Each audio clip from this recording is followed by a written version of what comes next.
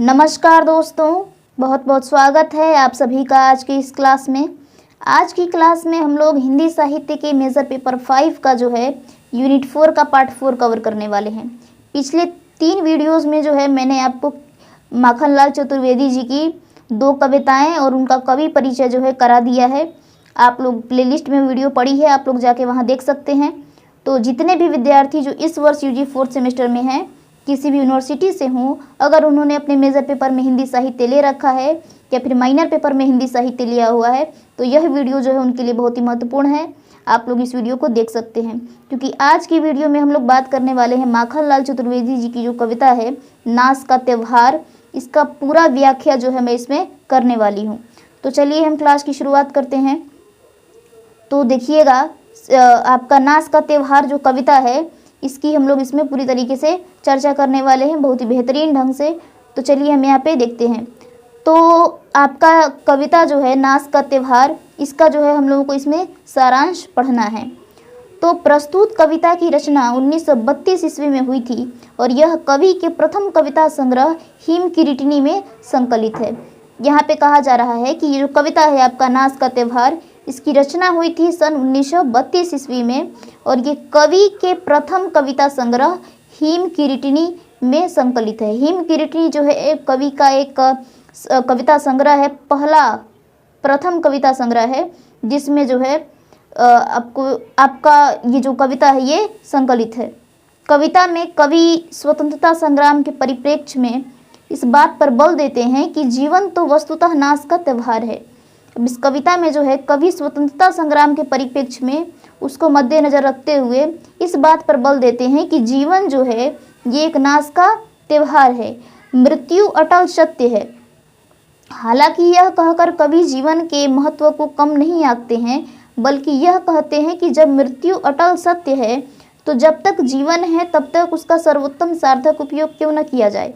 कवि कह रहे हैं कि जीवन, यहाँ पे जीवन को वो कम नहीं आंक रहे हैं, जीवन के महत्व को कम नहीं बता रहे हैं ये बोल के कि मृत्यु अटल सत्य है, लेकिन यहाँ पे ये कहने का प्रयास कर रहे हैं कि जब मृत्यु अटल सत्य है तो जब तक जीवन है तब तक हम उसका सर्वोत्तम और सार्थक उपयोग क्यों न करें। त्योहार भाव से जिए, परंतु यह मानकर कि सीमित समय के लिए यह जीवन है तो इससे अतिरिक्त मोह भी नहीं होना चाहिए। कवि लिखते हैं कि त्योहार भाव से हमें जीना चाहिए, लेकिन यह मानकर कि सीमित समय के लिए यह जीवन है तो इससे अतिरिक्त मोह भी नहीं होना चाहिए। यानी कि ऐसा ना हो जाए कि हम त्योहार भाव से जी रहे हैं और ये मान के जी रहे हैं कि हमारा जीवन है, यदि हम मर जाएं तो फिर हमें क्या होगा, हमारे साथ क्या होगा, मरने की भावना।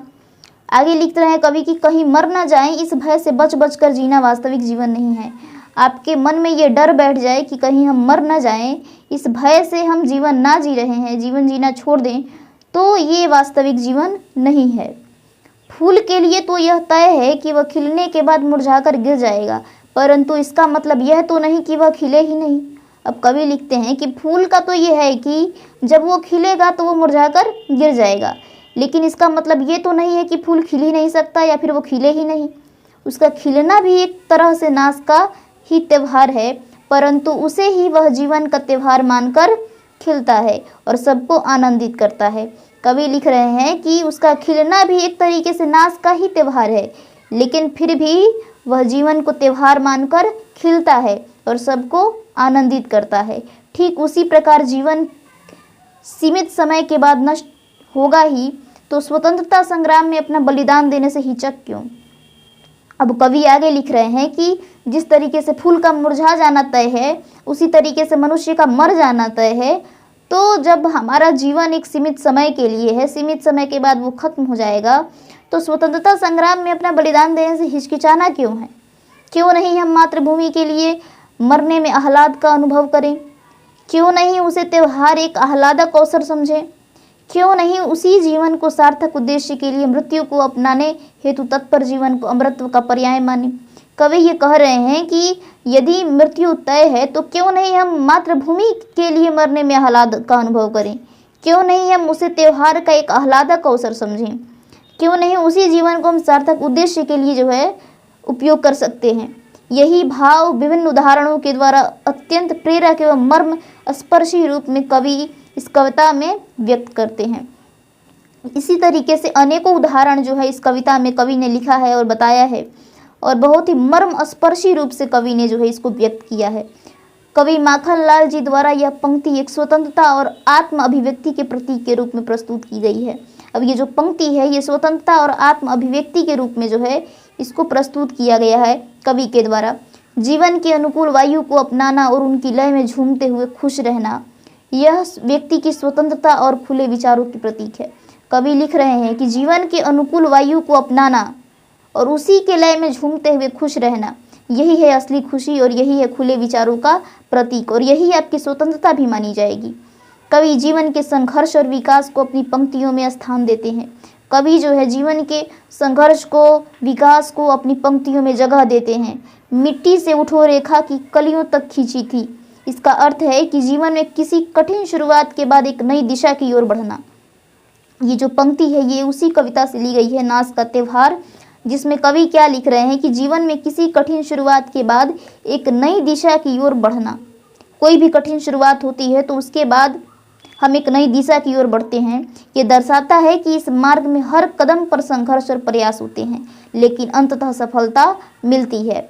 ये बात को दर्शाता है कि हर कदम पर संघर्ष और प्रयास होते हैं, लेकिन अंत में जो है हमें सफलता अवश्य मिलती है। इस कविता में कवि के मन में नाश की खेल, अमरता की इच्छा और जीवन के चक्र को लेकर गहरे दार्शनिक सवाल उठते हैं। इस कविता में जो है कवि के मन में नाश के खेल के प्रति, अमरता की जो इच्छा है व्यक्ति के अंदर की, मृत्यु नहीं हो सकती है, मैं अमर हो सकता हूँ, ये जो मन में इच्छा होती है मनुष्य के कि मैं मरूँ ही ना, जीवन के चक्र को लेकर गहरे दार्शनिक सवाल उठते हैं। जीवन का जो चक्र है, मरना फिर जन्म लेना, ये जो चक्र है इसको लेके बहुत ही गहरे सवाल उठते हैं कवि के मन में। वह जीवन के अंत से जुड़ी पारंपरिक धारणाओं पर सवाल करते हैं और ये बताते हैं कि कैसे बिखरते फूल भी अपने अस्तित्व की सार्थकता को महसूस करते हैं। यहाँ पे कवि जो है जीवन के अंत से जुड़ी बहुत सारी पारंपरिक धारणाएं हैं, उन पे वह सवाल खड़ी करते हैं और ये बताते हैं कि कैसे एक बिखरता हुआ फूल अपने अस्तित्व की सार्थकता को महसूस करता है। कविता नाश और सृजन के चक्र के बारे में चिंतन करती है और जीवन के अंत को स्वीकारने का संदेश देती है। ये जो कविता है इसमें कवि एक देशभक्ति भावना से मृत्यु को स्वीकार करने का भाव रखते हैं यहाँ पे, कि यदि मरना ही है, यदि हमें नाश ही होना है, तो क्यों ना हम अपने स्वदेश के लिए मरे, क्यों ना हम स्वतंत्रता संग्राम की अग्नि में कूद पड़े। यहाँ पे कवि का ये भावना है, कवि की ये भावना है, ये कहना चाहते हैं कि जीवन का जो अंत तो होना ही है और इसे हमें स्वीकार करना ही पड़ेगा एक ना एक दिन, तो हम क्यों ना इस प्राण का जो है बलिदान देश की सेवा में लगाएं, देश की सेवा में करें। तो ये जो है आपका ये जो आपकी कविता है इसका मैंने सारांश बता दिया है। मुझे आशा है कि आप लोगों को ये कविता का सारांश समझ में आ चुका होगा और परीक्षा में लिखने में किसी तरह की कोई कठिनाई नहीं होनी चाहिए, क्योंकि ये पूरा भावसार है। यदि आप इसको याद रखते हैं, इसका मर्म समझ पाते हैं, तो आपको किसी भी तरीके की कोई भी परेशानी इसको लिखने में नहीं होगी। तो आप लोग इस वीडियो को बहुत ही ध्यान से पढ़िएगा, देखिएगा।